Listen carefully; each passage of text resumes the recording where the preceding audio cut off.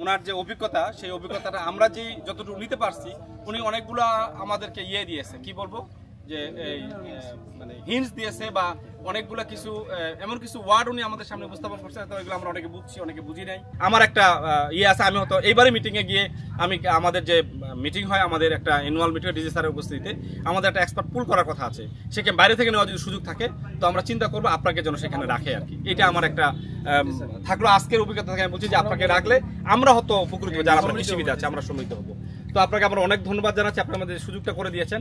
এই জন্য আমার প্রকল্পের পক্ষ থেকে আপনার মানে আমার ডিএর পক্ষ থেকে আপনাকে আমরা ধন্যবাদ জানাচ্ছি এবং একটা থ্যাঙ্কস জানাচ্ছি। অনেক ধন্যবাদ।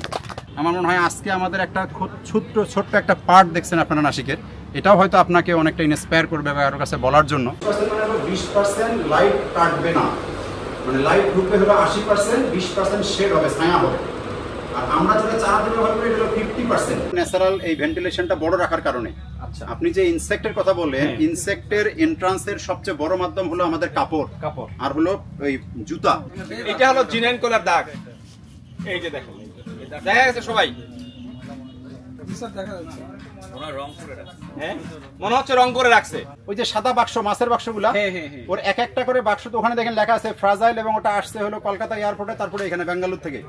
এক একটাতে 2300 করে চারা থাকে ওইটুকের মধ্যে। যেমন এটা হার্মোফোরাইল না না না না, এটা ফিমেল 100%।